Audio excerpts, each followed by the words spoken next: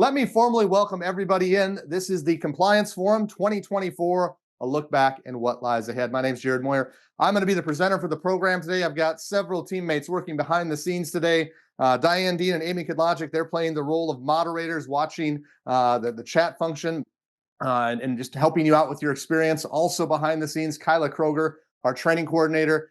She's taking care of you and your experience. She's also going to be the one that makes sure that you get the materials. You can get those through the chat function in the Zoom control panel.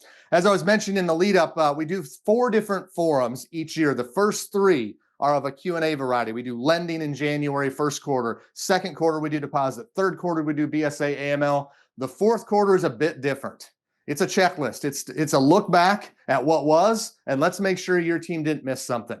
Hey, and it's going to be quick hits along the way. I mentioned to somebody that we kind of jog through this. No, it's going to be more like a sprint. I've got about 80 things to cover in the next 60 minutes, so a lot to get to. The idea is simple. If you miss something, it goes on a list, and you get to go dig into it and figure out what you need to do to check that one off the list. Okay, and then we want to give you a look into what's coming up around the bend. Okay, what do you need to take care of as we finish out 2024, and then a glimpse into what might be around the corner in 2025. That's the idea behind today's program. So the agenda is simple. We look back on 2024, we look ahead on the horizon, and we get you an action plan to work off of in case you missed something. Couple of things before we get into this as far as solutions we're working on to help you tackle those compliance challenges. Some of you may be familiar. We have a 1071 implementation group. It's been going on for about 20 months now. We've got over 100 financial institutions that have been taking part in that. You can join at any time. I know we've got these staggered mandatory compliance dates, but it's 90 minutes each month where you get to join us and we get to deep dive 1071. Things that we could never get to in a 2-hour, 4-hour, or 6-hour course. And we have all of those available on our menu. This gets you even deeper. And any month that you're a member, where your subscription is paid up, any webinars we do that month are at no extra cost to you. So, for example, a few months ago, we did a 3-part series. It was about a $700 webinar. You got it for your membership fee of $299 plus the 90-minute meeting. So pretty cool deal. You also get a one-on-one consultation, and there's some other benefits along the way as well. So the reason I bring that up is I want you to know if you weren't familiar. Would love to have you be a member of that group. But because of its success, we're going to do another one. We are going to do a anti-money laundering and countering the financing of terrorism membership group. It's the new fancy way to say BSA AML based on the reform that was created based on the 2020 AML Act. Essentially, there are changes coming down the pike, and you're going to start to see them probably faster than what we've seen here the last couple of years. Taking your BSA AML programs to another level, enhancing, adding to, and so there's a pretty heavy lift coming. And along with that, just keeping up to speed with the new ways of the people are coming up with lying, cheating, and stealing out there as it relates to BSA AML. We thought it'd be good to get together for 90 minutes each month and throw the same kind of value at you. We'll bring things at a level we couldn't bring at a webinar level. Okay, at that level of detail. Plus, you'll get the same webinar. You'll get the webinars that are BSA AML specific that month at no extra cost, along with a one-on-one consultation. So there's a QR code here I'm going to share. That's the one for the 1071 group. Okay, Kyla's also placing a link in the chat, and there's information in your materials as well. And then here's the AML CFT one. And I know you may not have had a chance to get that all done right there. We'll have this up a couple times during the program, but you could actually register and you can save your seat as of today for that first meeting, which will be in January. That's when we're actually going to kick this thing off. So a couple months to get your ducks in a row, to reserve funds, budget, that sort of thing. And then we're going to kick this thing off in January to start the new year. My teammate, Kevin Edwards, he does most of our BSA AML training. He's going to be the one on the forefront leading this thing, and then we'll have other teammates helping him out along the way. So wanted to mention those cool things that we have going on as we start to take a look at 2024 and make sure that your team didn't miss something. Again, that's the idea today. I'm going to give quick hits. Hey, if you're good, we move on, or you move on. If not, you put it on a list. We're going to move through things at a pretty good pace here today. Again, trying to make sure you didn't miss something along the way. So we're going to start on page 1. Roman numeral 1, we're looking back. Number 1 is a credit union specific item, but I can tell you it's not just the NCUA that has put a focus on fair lending. They put out some information early on in the year about how that was going to be a focal point with their regulatory examinations. I can tell you it's not just them, it's across the board. And you're going to hear fair lending multiple number of times as we look back on 2024, as well as we peer into 2025 and what lies beyond. Number two, OFAC, they put out a sanctions list training video. And so if you need to brush up on how OFAC works, or you need to do a supplemental training in addition to things you've already done, here's one where you don't have to recreate the wheel. You can borrow from OFAC and a YouTube video they put out. Maybe it will help that person that's responsible for OFAC or just general awareness of it within your organization without having to create something on your own. Number three, back to the NCUA. They're busy at the beginning of each year. They like to put out a bunch of information. They've done that the last couple of years. So more specifically than just fair lending, where else was their focus at in 2024, at least what they plan to chart out in that 2024 year? Well, in addition to fair lending, overdraft programs. I think we'd all agree that's something that's been part of the discussion as a result of the junk fee initiative. And so there's a couple other intersections with overdrafts aside from this one here that we'll get into that a little bit later on. Fair lending, indirect auto loans, that's also a CFPB hotspot. Flood insurance, you'll see that listed. And then the paragraph down at the bottom, another focal point for 2024 for credit unions was BSA AML requirements. And so the several of the typical heavy hitters in regulatory compliance we find at their focus point. Let's go to number four, top of page 2, the large bank overdraft rule proposal. So this would require, it's just proposed right now, essentially for very large financial institutions, to treat overdraft products that qualify. Their specific criteria based on the proposal, but those that qualify would have to be treated like credit cards. So think truth in lending disclosures. And then there'll be another category called courtesy overdraft credit that wouldn't have to have those same disclosures, but you wouldn't necessarily make as much money for the bottom line on those types. Again, proposed state right now. The target for the final rule for this large bank overdraft proposal is January of 2025. This is somewhat hinged to the election. And so depending on how the election goes, depends on whether or not this likely comes to fruition. Now, I assume that wheels are in motion behind the scenes, that could still come out even with the election because of the January target date there. But it would still just very likely target the very large 10 billion plus financial institutions. But do keep in mind, if you're an affiliate, it also, based on the proposal, would include you as well. This is part of that junk fee initiative as well that we've heard about the last couple of years, and you'll hear about a couple different times during the program. Along with that overdraft rule, at the same time they proposed a non-sufficient funds rule to ban NSF fees associated with instantaneously or near instantaneously declined transactions. What the research has showed us is there's a very limited impact here with this. So look for this final rule before we end the month of October. That was their target, but the impact should be very limited simply because most banks didn't charge those fees anyway in those types of transactions. Number 6, you're going to at some point see a revised standard flood insurance policy. So what the insurance industry issues in the form of a policy for flood insurance. Okay? It's going to replace the dwelling form. So you'll see these as new policies are issued as well as renewed. And the idea is to provide increased options and more closely align that policy look and feel with other types of like hazard insurance and things like that. Homeowners insurance. It's not out yet, but you will see different policies once they finalize that. Again, that's more of an insurance industry than it is a compliance thing, but we do review those when they come in. Number 7, this has to do with examinations and valuations. So there's a compliance element here, but it's really a lot safety and soundness. The major compliance element is fair lending related. That there's part of this. There's this thing called a PAVE initiative, and it's an all-out government multi-agency task force that was put together to revamp the appraisal and valuation industry. And so the regulatory agencies themselves, like the FDIC, the OCC, those are part of the FFIEC, the Federal Financial Institutions Examination Council. They put out some information that says, hey, we're going to be a part of this. We're going to do our part to try to rid illegal discrimination and bias as it relates to valuations and appraisals. And so they put out this statement. You'll hear about that a couple different times as we go through the program. Number 8, the use of convertible virtual currency. This is just a warning shot that FinCEN has seen an increase in BSA AML reporting associated with suspicious activity and the use of convertible virtual currency. So make sure that those are things that you're on the lookout for in your monitoring associated with BSA AML and surveillance.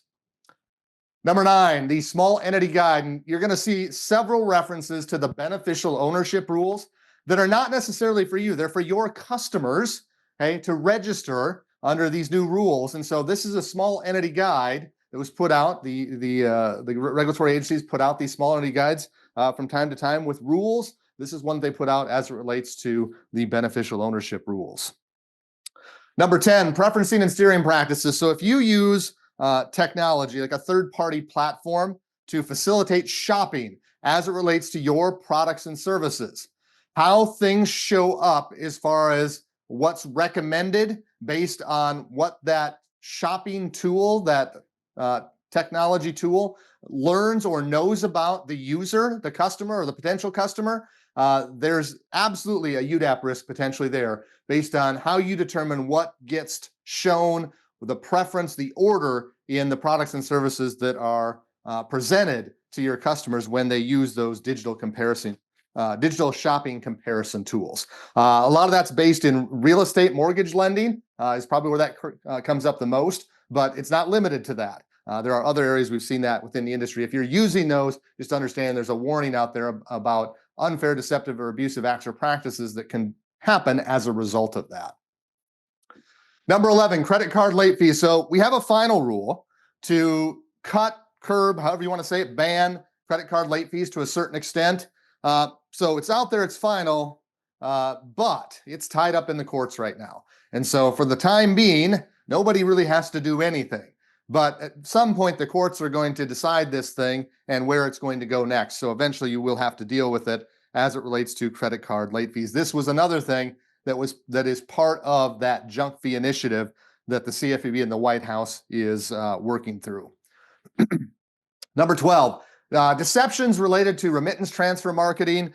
This is simply a warning that says you may even be complying with disclosure requirements under Regulation E as it relates to remittance transfers. But even though you may be compliant, if you're misleading the customer relative to those disclosures, you could have an issue from a UDAP standpoint. Number 13, 2 different times in the materials today, there's going to be similar references to contract terms and conditions. This is the first of those 2 places. The idea here is simple. If your terms and conditions step over the line with respect to subjective, unfair, deceptive, or abusive acts or practices, okay, you could have an issue on your hands. And so be careful or be aware of what your contract terms and conditions state and whether or not you're stepping or towing a line with respect to something that may be heading into that space that's unfair, deceptive, or abusive. Number 14, the FDIC supervisory highlights. They put these out from time to time, highlighting the areas that they're seeing issues based on recent examinations. A couple different things. First off, if you go there via that link, you'll be able to see this chart, which is kind of their top violations noted, their top 10 list or top list, if you will. You can see the ones listed on the screen. You can go to that link and you can get more information. In the paragraph, they make a reference to third-party relationships. It's another thing you're going to hear about over the course of this 1 hour, several different highlights as far as things that have come out that reference third-party oversight, making sure that if you're doing something in connection, partnering with a third party, that you're providing proper oversight and that you've done the expected due diligence, both pre-relationship and with the ongoing relationship with those third parties that you're doing business with. Number 15, this is a reminder from the FDIC, but it could just as well be for everyone, that you need to be collecting information about identification for the customer identification program, BSA AML requirement. So just a friendly reminder, the CFPB decided to put everybody on notice please remember to get your CIP information. Nothing new, just a reminder that, again, I think we all could benefit from. Number 16, this is the annual complaints report. They call it the consumer response report. I take note of this every year because I think it's important to stay abreast of what customers like yours are complaining about, what they're saying about products, services, experience with other financial institutions. Maybe we don't see the forest for the trees with what's going on in our own backyard, right? And so maybe it's going to help to read about what others are experiencing with respect to products, services, and experiences with their customers. So just a good check-in point once a year on complaints.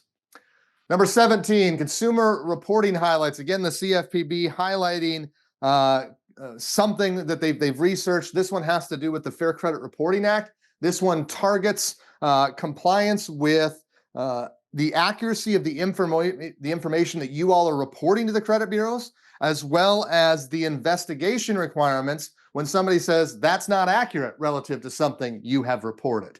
And so what I wrote down here is this is a good time to check in.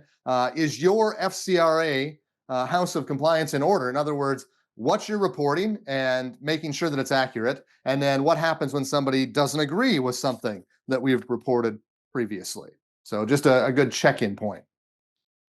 Number 18, FinCEN notice. This is just an alert that you need to be vigilant for the use of counterfeit passports as it relates to identity theft and fraud. They're seeing an uptick in that, and so they want to make sure everybody is watching for those things and that you report accordingly under the BSA AML requirements.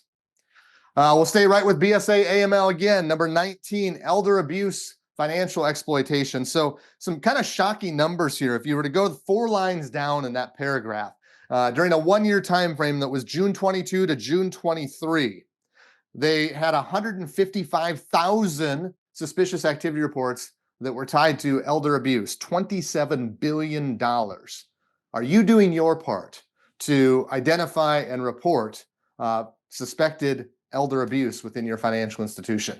I think there's a lot of this that gets missed and falls through the cracks, to be honest with you. Those are big numbers, but I think the real number is much, much larger than that based on what maybe isn't caught. So are you doing your part to identify and report elder abuse? Number 20, the CFPB's mortgage servicing report, and they're going to have a couple different references to mortgage servicing in the program here today. So this is just simply a report. And one of the things that I've keyed in on with the CFPB is they're paying more attention than any other regulatory agency likely ever has in the past to post-origination compliance. Obviously, they wrote the mortgage servicing rules, so they have a stake in this, but they're paying a lot more attention, a lot more focus.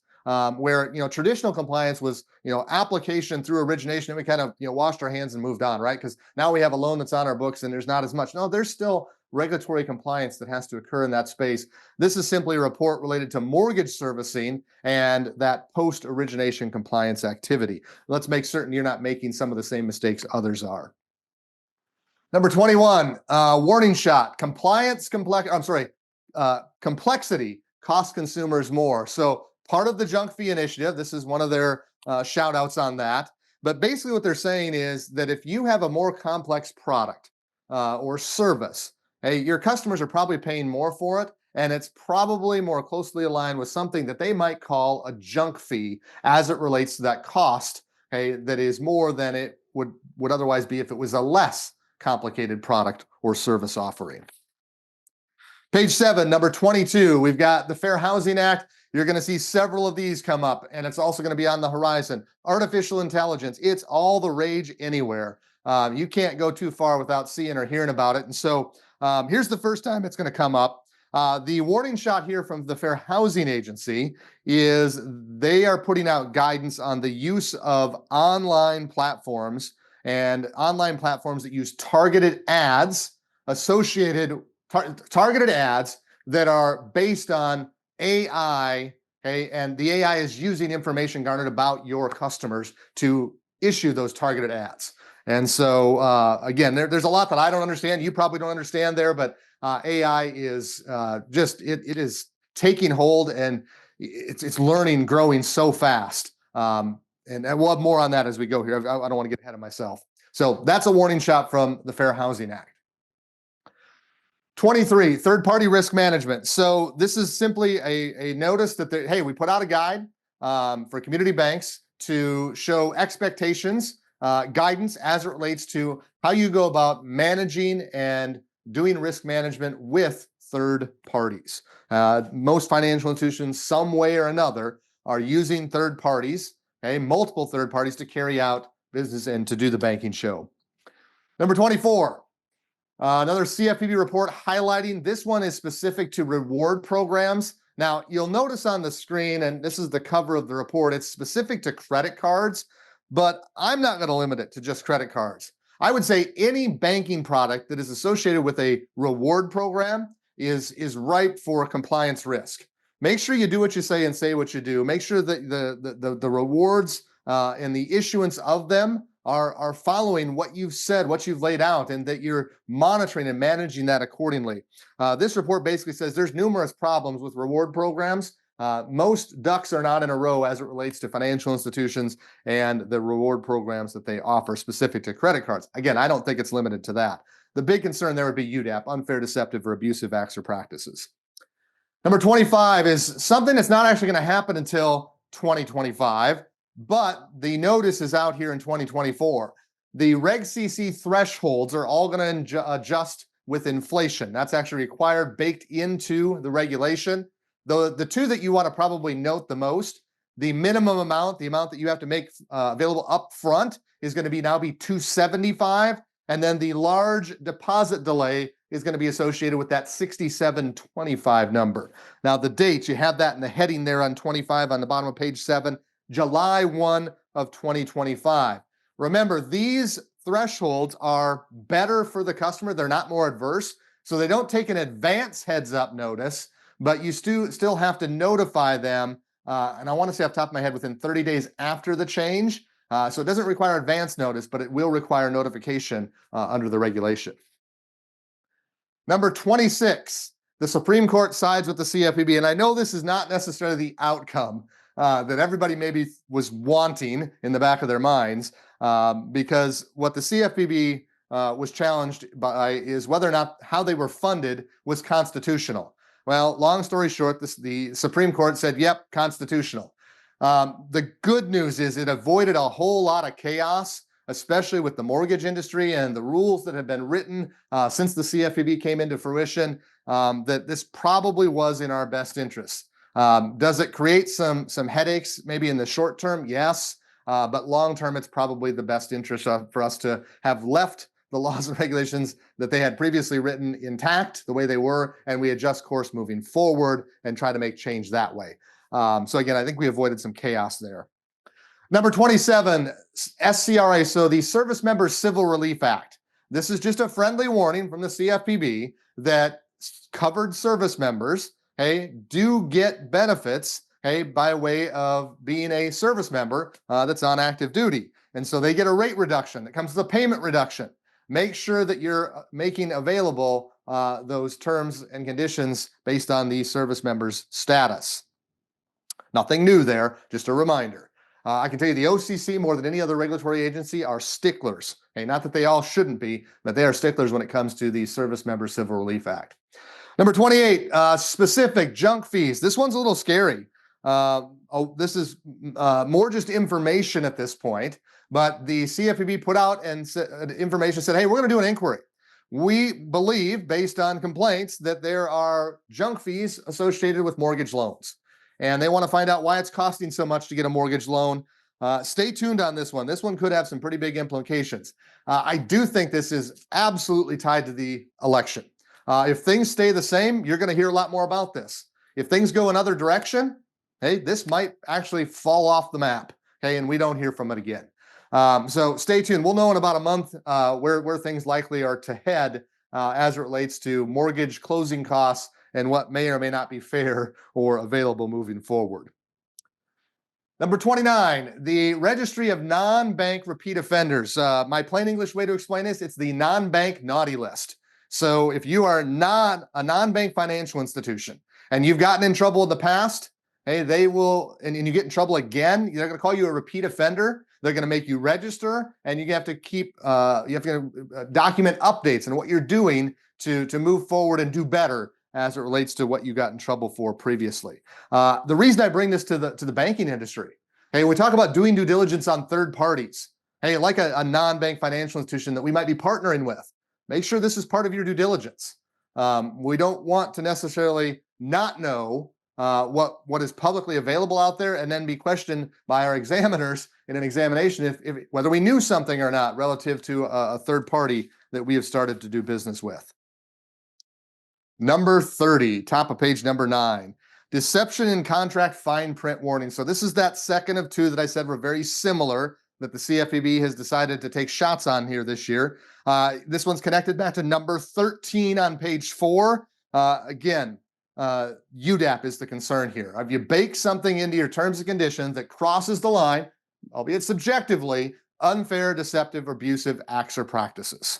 We're seeing a lot more attention paid to terms and conditions that are not like the typical regulatory compliance, Reg DD, Reg Z type stuff that typically was looked at. Our team, examiners, are paying a lot more attention to terms and conditions because of the UDAP angle and risk associated with them.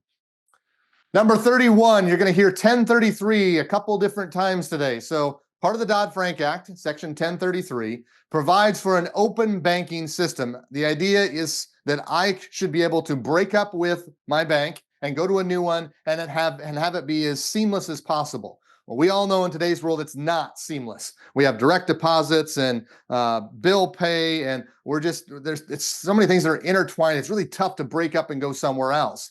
Well, this open banking infrastructure that the CFPB has their sights set on, it's going to come to us in two parts. Okay, this is the more technology. Well, they're both technology parts. This is the smaller of the two parts. Okay, this essentially creates the framework that ensures consistency with the information that's going to be exchanged and allow for open banking to happen. Not so much anything for all of you to do. The bigger lift for all of you is going to be the item that we're going to add at the end of the look back in 2024, the thing that just came out yesterday, after these materials went to print. So I'll give you more on that a little bit later on. So part 1 of 2 as far as final rules related to 1033. Number 32, requests for information on AI. So this is the U.S. Department of Treasury, but I can tell you that several of the regulatory agencies, and there'll be a few more that show up here in the program, have made similar requests. They want to know how it's being used, what the opportunities are, where the risks are at as it relates to the use of AI in the financial sector. My question for all of you, and you don't answer it here, this is on the to-do list. Do you know where your team or your financial institution is using AI? And a lot of financial institutions, when we ask that question just in the last couple months, oh, we're not using it. Are you sure? Because I would bet, especially if you're using a BSA AML automated monitoring system, they use it. Okay, it's part of the algorithms and how those things are built, the models that they're relied upon. But there are likely other third-party service providers that you're leaning on that are using AI if you're not using it directly. So before you say, no, there's no way we're using it, make sure you do your due diligence. I think you'll be surprised that's where it's already being used. And then make sure you ask the question, hey, are they thinking about, are we going to be made aware of when it's going to be utilized in connection with something? Because it is out there and many are looking towards it. Simple as you may have teammates that are using it to write letters or write emails to communicate with customers. Something as simple as that you need to be aware of the use within your financial institution. Number 33, medical information. Here's a prohibition. It's two-part. Number 1, credit reporting agencies can no longer include medical information in consumer reports. Number 2, you can't use medical information to do credit underwriting. This is a proposal at this point, but very likely this comes to fruition with a final rule. I don't have the target on that, but I don't think it's too far down the road. Page 10, number 34. Adverse information and human trafficking. So I brought this one in because I want you to know it's not so much about you. It's the credit reporting agencies have a duty not to include adverse information associated with human trafficking in the credit reports that they offer and make available to you. And so if you saw this, you're like, all right, what do I have to do? You don't really have to do anything. It's more about the credit reporting agencies that have to do something here. Number 35, the Section 1071 mandatory compliance date. So because the CFPB was challenged relative to their funding, it put the brakes on the mandatory compliance dates for 1071. Well, once the CFPB won, okay, they added the exact number of dates that they were held up in court to the mandatory compliance dates. That was 290 days. And so you can see in the red box there, those are the new mandatory compliance dates for Section 1071. Number 36, I'm not expecting you to go read through this picture in your book or on the screen. Just want to let you know that in the spring, the CFPB put out their to-do list, where they plan to go. The more important takeaway here is that we will very soon, probably within the next month, have the fall 2024 rulemaking agenda, where they plan to go next. Some of this might carry over to that because they don't always follow it exactly to the letter, but we'll also get a glimpse of the things that are not on here about where they want to go next. Page number 11, number 37, the CFPB's annual fair lending report. This also gets my attention every year. I make sure I read through it. The takeaway here, without getting into all the fine details, you're going to continue to see emphasis and priority on fair lending. Why? Because illegal discrimination is all too alive and well out there. Okay, so all the things that they're throwing at illegal discrimination, redlining, bias, those types of things, they're working, but very slowly, incremental. And so they're going to continue to pour gasoline on that and try to root out as much illegal discrimination as they can. This just simply shows backwards facing what's been identified, what's being done, and it's always a year behind. But definitely a good read once a year and some good takeaways there. Number 38, back to the Supreme Court. They overturned Chevron, been around for 40 years. Essentially, what Chevron did before it was overturned is it allowed the regulatory agencies to determine to make interpretations when the regulation stopped or left things to the imagination. That ruling on Chevron was overturned. Big deal. Both forward and looking back, it has implications. What it simply does is it now puts the power back with the courts. The courts have the authority now, have the power to interpret when the regulations stop short or are silent or are gray as it relates to a question relative to those regulations. So where those gray areas exist, where regulatory agencies historically, at least for the past 40 years, said, here's what we think, that power now rests with the courts, not necessarily the regulatory agencies. Now, does that mean you won't get an interpretation from the regulatory agencies? Oh, they're still going to chime in. They're still going to give their opinions. If you want to push, you can. It may cost you money, and it ultimately would go to the courts to provide the official interpretation then. Number 39, this is a CFPB HMDA warning shot. Make sure if you're a HMDA reporter that your data is in order, that it's accurate, that it can be relied upon. You obviously use that data, but so do the regulatory agencies, so does the government as a whole, and it's available to the public to make observations about how fair lending is going in the mortgage space. Do your part, make sure your data is accurate, because if not, they have a track record of enforcement actions as a result of that. Number 40, bottom of page number 11, another report from the CFPB. This one has to do with servicing, specifically loan servicing. This isn't necessarily mortgage related. This has to do with student loan servicing and debt collection. And I know not all of you are in that space, which is fine. But again, just another example of their focus on post-loan origination compliance activities, collecting debts and ultimately servicing those loans that you've made as it relates to the compliance requirements that you're supposed to be following.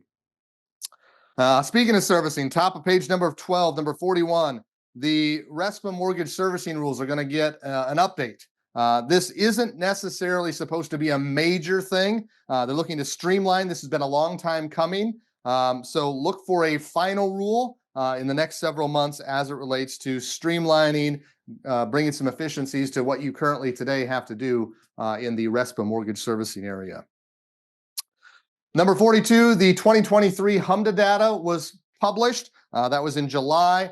My reason for including this, you should always know what your data says about you or what could be construed about your data if it was reviewed by someone else.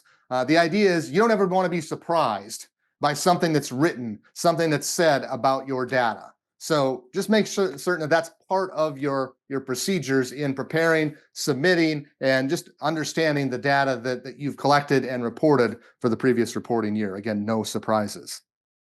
Number 43, I can't believe how much we've talked about this in the last year. The good news is the bonus update here is that these signs and the requirements associated with them that were supposed to be mandatorily in effect, all lined up and in order by January 1, they've now kicked the can down the road. You have until May 1st of 2025 to make sure your FDIC signage is in order. That would include the on-premise signage, the gold 7x3 signs, but also the new official digital sign in the digital space, okay, online, those digital deposit taking channels. There's rules for ATMs. There's new non-deposit product signage, okay, and then they've added to some of the prohibitions where you can't say FDIC, okay, insured, and have symbols and things like that. So there's more there than meets the eye. We've done a 1-hour webinar on that. We're going to refresh that the first part of January, simply because they've done webinars, they've put out FAQs, they've added to them, modified them. They've talked out of both sides of their mouths a couple times, so we've got to try to reconcile that.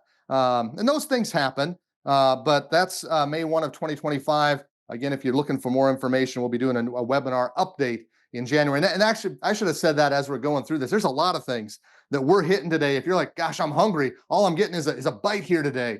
We've got webinars out there. We've got different things on our menu for you to take a look at if you want to get more information, a deeper look at some of these things that we're crossing off as we go through the look back here.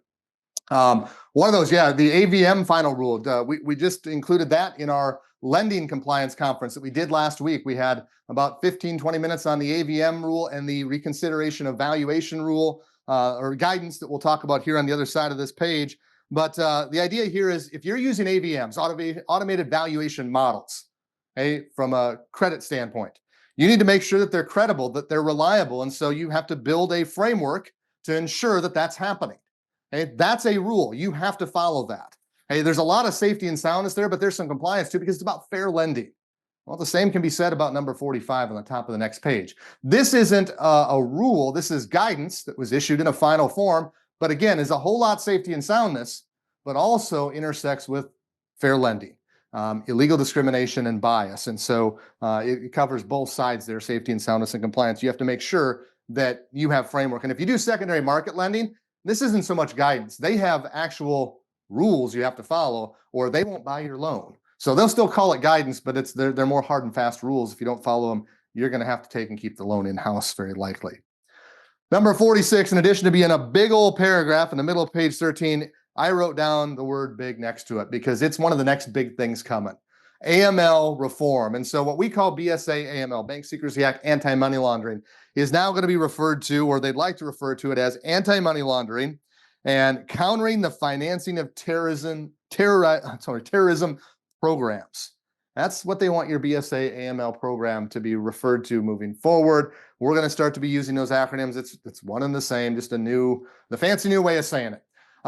Basically, the AML Act of 2020 requires these BSA AML programs that you all have they need to be improved. They need to be taken to the next level. And it's going to come in, it's in this paragraph. You read it, multi-step, multi-year implementation. This isn't a one-time lift like 1071 or 1033 or some of these other rules that we've worked at in the past. This is going to be a multi-lift, like you're going to do reps with this thing. Okay, not just doing a max out rep. You're going to do multiple reps. If you ever done weightlifting, that's how this is going to work. And hence the reason for us putting together a membership group to help you stay up to speed with all the requirements that are going to be coming down the pike as it relates to AML CFT and improving your program and adding new things to it. So it's there as we look back. It's going to show up again as we continue to look forward. More on that in a moment. There was a whistleblower protections warning shot here. Make sure agreements, like confidentiality agreements that your institution may enter into from time to time, that they're not used to avoid something that may be illegal, something that may impede an investigation under a consumer financial protection inquiry. So just a warning shot there that they can't stand in the way. Make sure that we're not doing that. Several references here as we kind of close out the last few pages of the look back. The beneficial ownership. So the FAQs, they've updated them. I don't know how many times. Okay, so many times that I just stopped keeping count. But they continue to update the frequently asked questions associated with that beneficial ownership rule. Again, that's not so much on you. There's a little on you as far as being aware of it. Most of that's on your customers to do their registration and things like that. Number 49, arrangements with third parties. So there are a lot of instances where a financial institution partners with a non-bank financial institution, often referred to as like a fintech, but it doesn't have to necessarily be that, but partnering with a third party to deliver banking products and services. What they're shouting out here is, hey, here's some guidance. Here's a statement from the regulatory agency's perspective on what we expect, okay, and what you should be doing when you look to partner with these non-bank financial institution third parties to carry out banking services and bring products to consumers. Definitely a hot spot as we continue to move forward. Number 50, again, back to the beneficial ownership. This is a notice to your customers from the government. Hey, you didn't have to provide it, but it's a notice from the government to customers like yours about what those customers are to do when it comes to beneficial ownership. Again, not necessarily your direct requirement. Number 51, I thought this was just a good rehash of something that was actually put out a while back. So several years back, the Consumer Compliance Outlook, the written version, they do have a webinar version as well. They put out an article on complaint programs and the importance of them. They refreshed it here in 2024. I'm bringing it to you because I read through it. I think it's a good checkpoint or, side by side. Hey, here's the 2024 expectations. Is our program where it needs to be with respect to our complaint program?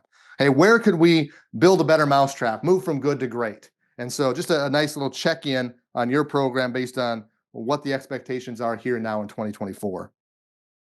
Number 52, we're just about to the annual registration requirement, renewal requirement for those that are required to have a SAFE Act NMLS registration. That's November 1st through December 31st each year.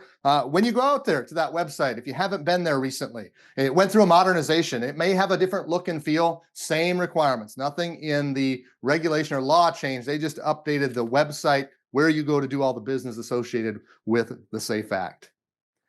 Number 53, another item on OFAC. So they've updated their hotline. How you get information with respect to a query on someone who might be an OFAC hit. Just wanting to let you know they put out, hey, we've tried to streamline and update this, and so it should be better the next time around. Number 54, the public service announcement. This is from the Treasury on the requirements associated with the beneficial ownership. Like I said, you're going to hear that a lot. The government's trying to do their part to not put it all on you, the requirement that your customers go and register their beneficial ownership information. And so here's a PSA that they put out. Number 55, time is money crackdown. This is interesting. So this is from the White House. Okay, if you'll notice, that's not necessarily from the CFPB, although they're part of it too. Basically wanting to say, hey, we're going to try to crack down best we can on anything that causes headaches and hassles and unnecessary burden with Americans and their time and their money. So stay tuned on this one. You're probably going to hear some more. This is just exactly how the junk fee thing came to fruition. It started with a notification from the White House similar to this. So stay tuned. Maybe there's just smoke here. Maybe there's more. We'll have to see. Number 56 comes from the Federal Trade Commission. More here than meets the eye. So if you have a website or if you're using anything that would take into account reviews and testimonies, hey, there's now some red tape you've got to follow. You can't just go pay for reviews. You can't require your employees to do reviews. And there's more to it than that. But you want to steer clear of the things that they say you can't do here. And this applies to all business, not just financial institutions. Number 57, 1071 beta filing platform. So they've come out with here's what it might look like when it comes time to actually report your 1071 data. They have test files available to be utilized. Many of you won't even seek this out yet. For some of you, it's not as far down the line as others. Those are part of the tier 1 1071 collectors and reporters. At some point, you'll need to understand what's ahead of you when it comes to report that, just to let you know that there's a beta site available to go and register. Back to BSA AML, they have a warning shot here to stay vigilant when it comes to suspicious activity that may be associated with fentanyl and opioids and the epidemic that we're facing there. You see something, report it as it relates to those responsibilities with suspicious activity. Number 59, back to the CFPB and their reports. So they put out a Fair Debt Collection Practices report. They do this once a year, similar to the complaints report. Include it, they put it out, make sure that you're not crossing the line with your debt collection practices. This is primarily a focal point for those that are subject to the FDCPA, but even those of you that aren't, because you only collect your own debts, you don't collect the debts of others, it's still good to know where the lines are at so that you don't cross over them, because while you may not be subject to FDCPA, hey, it could be a UDAP issue with you if you've stepped too far over the line. So just good to find out what's out there. Number 60, the CFPB put out a circular, which is, again, one of the many ways they put out information on their do's and don'ts. It's almost like they're trying to add something to the regulation that's not there. So in Reg E, the burden of proof is always on the financial institution to demonstrate compliance. Well, they went a step further and said, if you have a customer that you believe has opted in, your record keeping better show that they have affirmatively opted in. Now, I can't show you in Reg E where there's an absolute requirement that you have some sort of signature or form that you keep that shows they opted in, or like a recording. They mentioned a recording of a verbal. That's not in the reg, but it is your responsibility to demonstrate compliance. And so I kind of get what they're saying here. And here's the other thing: these opt-ins, you are targeted if you have one of these. They'd like to do away completely with the opt-in. They haven't quite got it done yet. I think at some point someday we're likely going to see this opt-in gone, and we'll see an opt-in, my 2 cents, my belief, for like checks and ACHs, and that's the only thing you'll ever be able to charge an overdraft fee on, but only if they opted in, and you'll never be able to do it in electronic. Now, we're not there yet. Let's be careful what we wish for in the form of Reg E reform, but in the meantime, they're going to try to push the envelope even further, and that's what they've done here with number 60. Number 61, back to beneficial ownership. There's an educational toolkit. They put a lot out there for your customers to access to learn more about this, since it's not directly your requirement as a financial institution.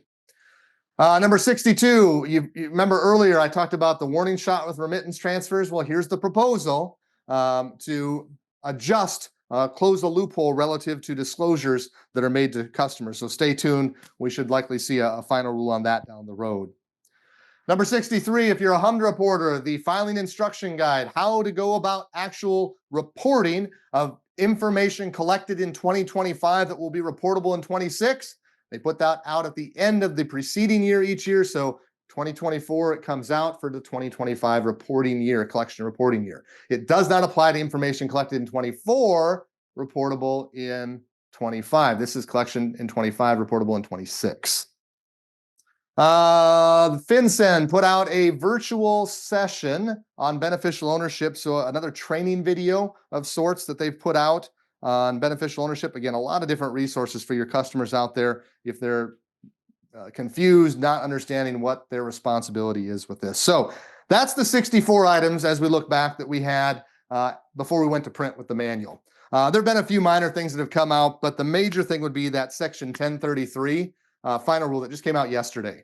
And so that's the second part of that open banking infrastructure. About 600 pages. I'm about halfway through it. I didn't sleep last night, but that's kind of what gets me going. So looks like at least the half I've read so far, very similar to the proposal. There's some wording changes here and there. I don't see major revisions. I did skip over the mandatory compliance date time frame. It was starting to give me a headache, so I went on to the next item. We'll tackle that another day, but that's coming down the pike. Stay tuned. We'll have a webinar. We'll have some information available about that as we learn more and get into it, but it's less than 24 hours old now. All right. So that is compliance in 2024. I hope that for the most part, you don't have a very big list of things that you maybe missed, but if you did miss something, you've got it on a list now, and you go back and check out what you might need to take care of as we flip the calendar. As we look to flip that calendar, let's take a look at 2024, the end, and as we flip over to 2025, what needs to be on our radar? Well, as you can imagine, at the very top of the list is going to continue to sit fair lending and emphasis from the regulatory agencies in that area. That's not going to go away. So those of you that are holding out hope that 1071 might be killed, I don't think that's going to happen. We might see a regulatory adjustment as far as the regulation itself, but when have they ever said, oh, that fair lending law, let's just not do that? That would not make anyone look very good if we killed that. So I don't think that's going to happen. Now, speaking of 1071, implementation needs to continue. Stay the course there. I know many have stayed back and watched from the rear on this thing. At some point, you need to step up and step up soon, especially if you're in tier 1 or tier 2. Tier 3, you might have a little time to buy yet. But at the end of the day, that implementation plan needs to be moving or already be moving in its course forward. That said, I want to go back to it. If you need help, if you want to be part of a group that's getting things done, staying ahead of the curve, we're 20 months into this thing, deep diving it, it's evolving. Don't think you've just missed out. We are going back and going over things that we've learned so much about since the first time we covered it, maybe 18, 19 months ago. That it allows us to do deep dives on things that you could never do in a 2-hour webinar or a 4-hour or even a 6-hour. So if you want to be part of a group that's deep dive in 1071 and trying to make that lift a little easier for you, you can check out more there with that QR code. Take your phone, do the picture thing, or my teammate Kyla has put a link in the chat function for you also to go. We have a landing page. And if you only want to buy things off the menu or take a look at the menu and do it a la carte, you can do that. But this is going to get you a ton of value for that. So just want to, again, make you aware of that. Number 3, the junk fee initiative. It's alive and well. I think we could see it phase out if there's a change based on next month's election. But until that happens, they've got their foot on the gas pedal and then some as it relates to junk fees. I was reading the USA Today just the other day. I forget the angle. It wasn't a banking thing, but again, part of the junk fee initiative. It's not just about banks, but the big thing we're staring at is this mortgage fees thing. Again, it could fade completely out, or it could be full speed ahead, depending on the election. UDAP enforcement.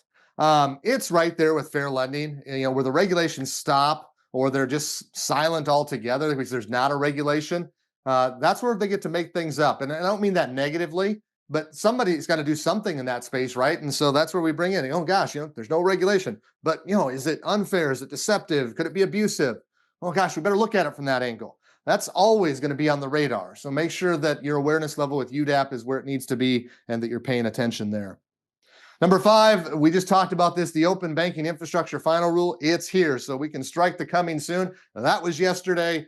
We have it. We're working through it. I know that there is a threshold. I want to say like 850 million, but it's a little deceiving because there are givers and there are takers when it comes to information. Diane and I were just talking about this before the meeting. And if you are a giver, that threshold is going to apply, where those underneath it wouldn't have to deal with it if you're just giving information. But if you're taking information, it appears there may be the threshold wouldn't apply in that case. So I don't know.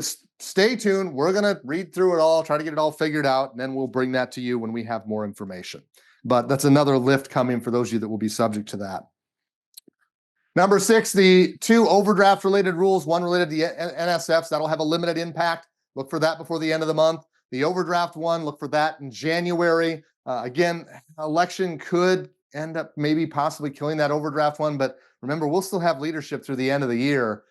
They could still get that thing pushed through so that it hits in January, and there's not much an election could do about it. So stay tuned. Those rules are coming. We'll have to deal with that, those of you that will be subject. Number 7, at the very bottom of the page, technology and advances in AI. Again, the question I asked you earlier, where are you using AI? And I bet you'd be surprised if you start to really look into it, where you might be using it either directly and probably more so indirectly. And those third parties that you're utilizing leverage to carry out your daily delivery of products and services to your customers. I think you might be surprised where it's being used. And then at the end of the day, it's not that they're saying don't use it. And it's not that you should be afraid of it. But you need to understand how it works. And it has to be utilized within a framework, within your compliance management system, within your compliance program, from a risk management standpoint. It has to fall in line with other things we've done in the past, the same way that those things had to fall in line when we've brought them to the table and tried to apply them. so too does AI. And so it's very powerful. There's good, there's bad that comes with it. It just needs to be managed appropriately, and appropriate risk management applied to it. Number 8, mortgage servicing rules update. Again, it shouldn't be a major. Now, my guess is we'll end up with more pages and words than we expect there, but we shouldn't be too surprised by what we get out of the mortgage servicing rules update. Something I didn't mention earlier that I do want to put out there: they are going to likely require multiple languages to be offered with respects to requests for information and workouts and things like that. So that is a bit of a lift that may be part of it. But outside of that, it should be things that we would have expected. Number 9, the Chevron Supreme Court ruling. That thing's going to have an impact. I don't know exactly what or how big. It's going to be bigger than you think, because it applies as we look forward, but also as it's going to unravel things that we thought were long decided, and the lid put on that jar and put away for safekeeping, and the lid's going to pop off, and we're going to have to readdress or rehash old things, and things are going to apply differently as we move and shake down the road. So stay tuned on that one. Number 10, blowing in the wind is what how I'd address this one. So there have been some bills, some congressional bills out there to amend and adjust Reg E, and none of it is going to be things that the financial industry likes. They are going to make it more restrictive for banks, and it's simply you're going in more situations than what you already do today have to give money back to the customer. You will eat the liability. Those bills, the good news is they're a long way from fruition. In fact, I don't think we'll get through this Congress session and anything happen with them. But at some point down the road, we're going to be staring Reg E reform down, and it's going to have to get updated based on where technology is at today. And we're not going to like it, but just make sure you're bracing people for it's going to come eventually. Not here yet, though. Number 11, the AML CFT rules, BSA reform. Stand by. It's coming, and it's going to come in pieces and over several years. So I'll go back to, we've got a group we're going to put together. If you would love to be part of that, we'd love to have you. And again, what we're going to do is deep dive BSA AML month in, month out, 90 minutes. We're going to give you webinars as part of your membership, no extra cost. We're going to have one-on-ones available with you quarterly. My teammate Kevin's going to lead that mission, but we've got teammates that are going to be helping out along as we go. If you want to be the first to reserve your seat, you can use that QR code. You can head to the chat. That'll take you to the landing page. Again, January 2025 is going to be our first meeting, but we want to make sure you're in the know and that you're getting all the information along the way and have your seat reserved.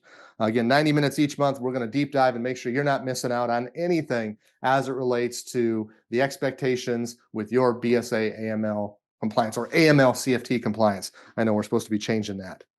And then the last thing I have as we look to the future is not necessarily something new.